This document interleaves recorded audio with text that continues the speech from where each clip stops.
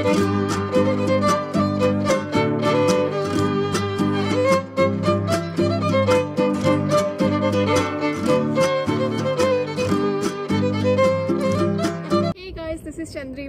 is Somyo. Welcome and welcome back to our another vlog. আর এবারের ব্লগটা আবারও একটা এক্সাইটিং নতুন ব্লগ, যেখানে আমরা একটা আবার নতুন দেশে চলে এসেছি।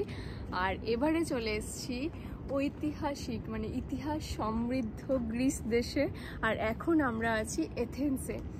তো এখন জাস্ট আমরা আজকে রাত্রে পৌঁছেছি। আজকের ভিডিওটা শুরু হবে আমাদের গ্রিস ভ্রমণের গল্পের শুরু থেকে।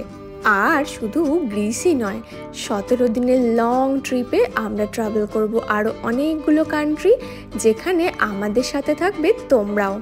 এখন আমরা চলেছি এখানকার ইবন বতুতা বলে যে বাস স্টপ, সেখান থেকে বাস নিয়ে আবুধাবি এয়ারপোর্টের উদ্দেশ্যে, কারণ ওখান থেকেই আমাদের ফ্লাইট। দুবাই থেকে কিভাবে আবুধাবি যাওয়া যায় তার জন্য আমি একটা রেফারেন্স ভিডিও দিয়ে দিচ্ছি ডিসক্রিপশন বক্সে, ওটা চেক করে নিও। আমরা আজকে একেবারে বাজেট ট্রাভেল করব, কারণ বিইং ট্রাভেলার আমাদের সবসময়ই এটাই লক্ষ্য থাকে সবচেয়ে কম খরচে বেস্ট ট্রাভেল কিভাবে করা যায়। এথেন্স আমরা যাব উইজ এয়ার এয়ারলাইনে, যেটার Abu Dhabi to Athens per person আমাদের ভাড়া পড়েছে 199 AD অনলি, যেটা ইন্ডিয়ান কারেন্সিতে ওই 4700 টাকা মতো। তার সাথে যে লাগেজটা দেখছো ওটা একটা এক্সট্রা 30 কেজি লাগেজ আমরা নিয়েছিলাম, তার জন্য 150 AD মানে ওই 3500 টাকা মতো এক্সট্রা পড়েছিল। তবে উইজ এয়ারের নিজস্ব কিছু পলিসি আছে, মানে ওয়েব চেক ইন বা চেক লাগেজ বা হ্যান্ড লাগেজ বা সিট সিলেকশন এইসব কিছু নিয়ে।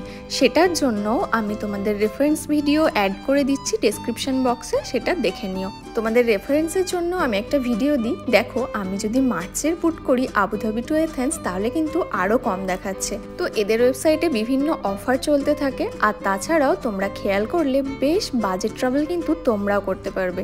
এবার যারা ইন্ডিয়া থেকে আমার ভিডিও দেখছো তারা যদি বলো আমরা কি বাজেট ট্রাভেল করতে পারবো না, আরে না না, তোমরাও পারবে। কারণ কলকাতা থেকে ইউরোপের এমনিই কোনো ডিরেক্ট ফ্লাইট নেই, কোথাও না কোথাও থ্রু হয়েই যেতে হয়। এখন কিন্তু এয়ার আরেবিয়া এবং এতিহাদের বাজেট এয়ারলাইন কলকাতা থেকে আবুধাবি স্টার্ট হয়েছে। তো আমি সাজেস্ট করব তোমরা আবুধাবি এসো অ্যান্ড সেখান থেকে উইজ এয়ার নিয়ে ইউরোপ ফ্লাই করো। সব মিলিয়ে ওই 17-18 হাজার টাকায় কিন্তু তোমরা ইউরোপ পৌঁছে যেতে পারবে। বুঝতে পারছো, এখন কিন্তু আমরা অনেক সময় এই টাকাতে আমাদের ডোমেস্টিক ফ্লাইটও মেলে না। তবে সেক্ষেত্রে তোমাদের একটাই জিনিস খেয়াল রাখতে হবে, টাইম, কারণ ইউএই টাইম ইন্ডিয়া থেকে 1.5 ঘন্টা পিছিয়ে থাকে। তো সেই টাইমটা ক্যালকুলেট করে যদি আমরা ফ্লাইট বুক করি তাহলে আমরা কিন্তু ইন্ডিয়া থেকেও বেশ বাজেট ট্রাভেল করতে পারি। এদিকে তোমাদের সাথে গল্প করতে করতে আমরাও কিন্তু লাগেজ ড্রপ থেকে শুরু করে ইমিগ্রেশন হয়ে সব মিটমাট করে এখন গেটের সামনে চলে এসেছি আর বসেছি ম্যাকডির সামনে চিকেন স্যান্ডউইচ নিয়ে। আরে না না, এটা ম্যাকডি স্যান্ডউইচ নয়, তার থেকেও টেস্টি কিছু, যেটা রিমিদি সকাল সকাল উঠে আমাদের জন্য অনেক ভালোবাসা দিয়ে বানিয়েছে।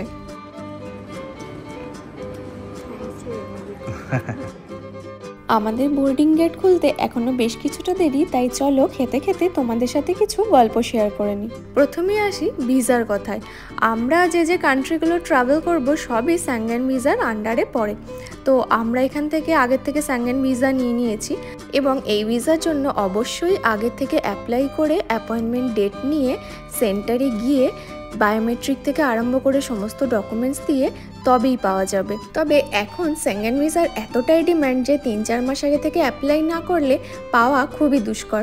বিশেষত পছন্দ মাফিক কান্ট্রি যেটাতে প্রথম এন্ট্রি করতে চাইছি সেটা পাওয়া খুব চাপ হয়ে যায়। তাই তোমরা সময় থাকতে থাকতে অ্যাপ্লাই করো। এবং ইন্ডিয়া থেকেও এই একই প্রসেস। আর ইউএই থেকে যারা আমার ব্লগ দেখছো তারা যদি পুরো ভিসার প্রসেস জানতে চাও আমাকে কমেন্ট বক্সে জানিও, আমি আলাদা করে ভিডিও বানাবো। তো এতক্ষণে দেখতেই পাচ্ছ গেট ওপেন হয়ে গেছে, আমরা এসে গেটের সামনে বসে গেছি, জাস্ট কিছুক্ষণেই বোর্ডিং স্টার্ট হবে। তোমাদের সাথে গল্প করছি ঠিকই, কিন্তু ভিতরে ভিতরে প্রচণ্ড এক্সাইটেড, কারণ বুঝতেই পারছো নতুন আরও একটা জায়গা, আরও একটা সিটি এবং আরও একটা দেশ, যে দেশটার নাম শুনলেই মনে আসে অলিম্পিক গেমস, ইলিয়াড, ওডিসি, ছোটবেলার ইতিহাস বই আর কত শত ইতিহাস। আর আজকে সেই ইতিহাসকে প্রত্যক্ষ করার, ছুঁয়ে দেখার সুযোগ এসেছে।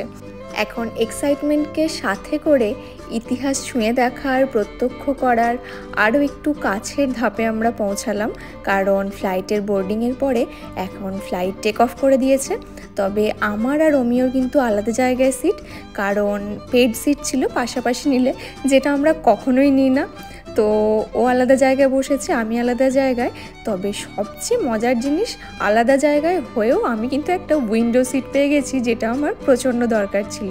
এখন উইন্ডো সিটে বসে বসে স্বপ্নের জাল তো বুনছি ঠিকই, তার সাথে তোমাদের সাথে কিছু কথা শেয়ার করিনি, যেটা তোমাদেরও জানা দরকার আর আমারও একটু মনে করে নেওয়া দরকার।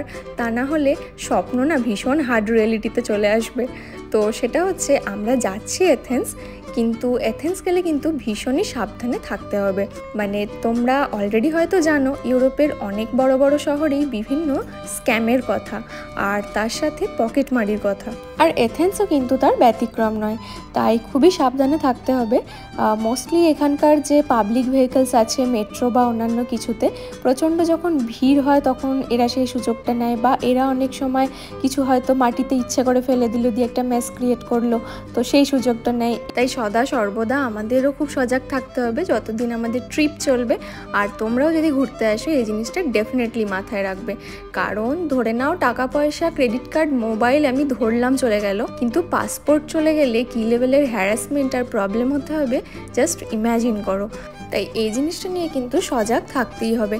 আর আমাদের জন্য একটু চাপেরই, কারণ ইউএই এতটাই সেফ, বাইরে 3 দিন মোবাইল ফেলে রেখে দিলেও কেউ হাত দেবে না। সেখান থেকে গিয়ে এই জায়গায় তো সত্যি আমাদেরকে কিন্তু বেশ ভালোই কেয়ারফুল থাকতে হবে।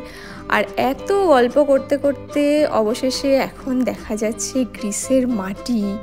আর আমিও কিন্তু বোর হইনি, কারণ আমার পাশে এক জার্মান কাপল বসেছিলেন, তাদের একটা পুচকেও ছিল, এবং তারা না বেশ ভালোই ইংলিশ বলতে পারে।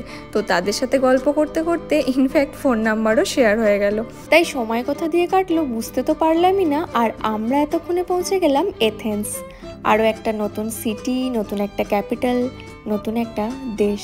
আর সেই দেশ, যে দেশ birth place of Olympic, democracy and western civilisation, সব মিলিয়ে একটা রোমহর্ষক ব্যাপার। তবে এই তো সবে অ্যাডভেঞ্চার শুরু, এখনও অনেক কিছু বাকি আছে। তো আপাতত চলো উইদাউট ফার্দার ডিলে আমরা ইমিগ্রেশনের দিকে হাঁটা দিই, কারণ তা না হলে প্রচণ্ড লাইন পড়ে যাবে, আবার আমাদের এয়ারপোর্ট থেকে বেরোতে দেরি হয়ে যাবে। যত তাড়াতাড়ি বেরোতে পারবো, আমরা এথেন্স শহর একটু ঘুরে দেখার সুযোগ তো পাবো নাকি। অবশ্যই আমাদের কাছে ভ্যালিড ভিসা ছিল, তাই ইমিগ্রেশন প্রসেস একেবারেই স্মুথ, কোনো প্রশ্নও করেনি, জাস্ট নর্মাল আমরা বেরিয়ে এলাম। এবার চলো লাগেজ নেওয়ার পালা। বাইরে বেরোতেই দেখলাম আমাদের লাগেজ চটপট চটপটই চলে এলো, খুব একটা ওয়েট করতে হলো না। লাগেজ নিয়ে আমরা চটপট রওনা দিলাম সিটি সেন্টারের উদ্দেশ্যে, যেখানে আমাদের হোটেল। এথেন্স এয়ারপোর্ট থেকে মেন সিটি সেন্টার কিন্তু প্রায় 32 কিলোমিটার রাস্তা। তো চলো এখন সেদিকে রওনা দিই।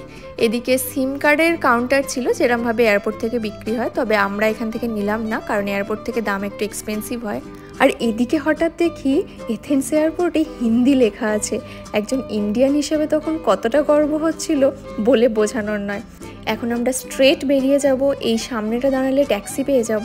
তবে আমরা সামনে না দাঁড়িয়ে যে ডিরেকশনে দেখালাম রাস্তা পেরিয়ে বাঁদিকে স্ট্রেট হাঁটছি।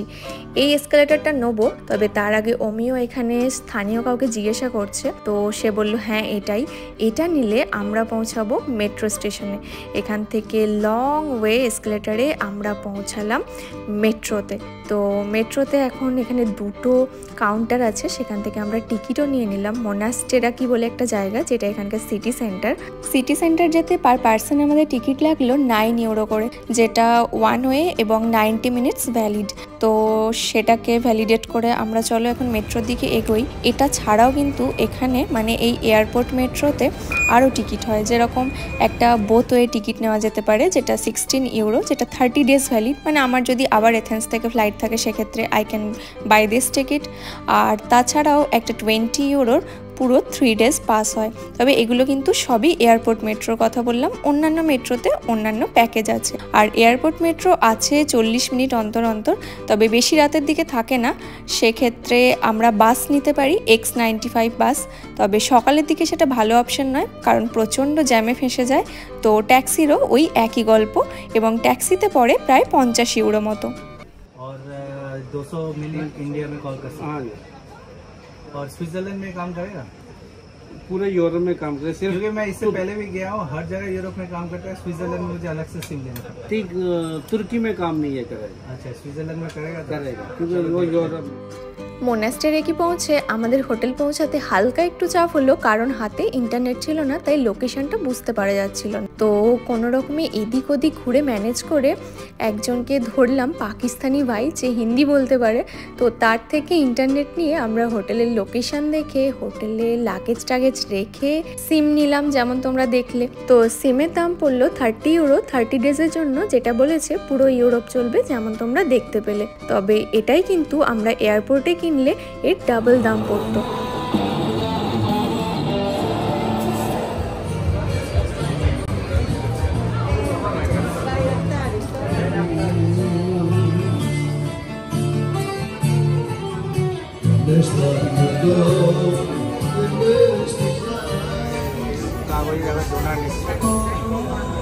ওগুলো ডোনার আছে আমার মনে হয়, শর্মা নয়।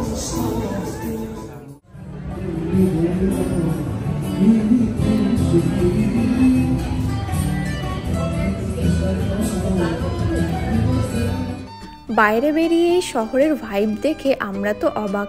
এত প্রাগৈতিহাসিকতাকে সাথে নিয়ে এত মডার্নিটি, অদ্ভুত এক মেলবন্ধন।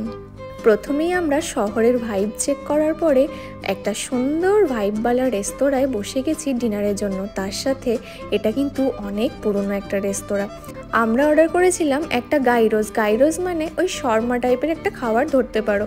তার সাথে আর যেটা অর্ডার করেছিলাম সেটা আমাকে অ্যাটলিস্ট উচ্চারণ করতে বলো না, দাঁত টাত ভেঙে যেতে পারে আর কি।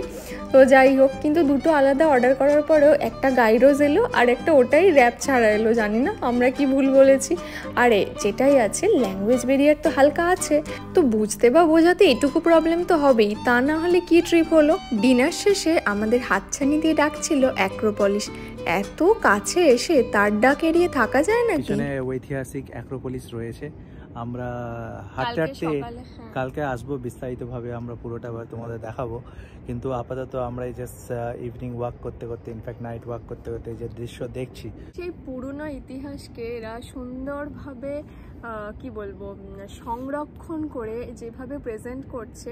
আর রোম আর এথেন্স সম্পর্কে ছোট থেকেই যা যা পড়েছি, খুব একটা চোখের মধ্যে ভাসতে ইচ্ছে ছিল, এবং সেটা এসে যে এখানে কি থ্রিলিং একটা ফিল হচ্ছে বলে বোঝানো যাবে না। ছিল বুঝলে, একটু একটু রুইন্স রয়ে গেছে, ওটা দিয়ে মেরামত করে এটা পুরো ঐতিহাসিক। এটা hello, I am saying something.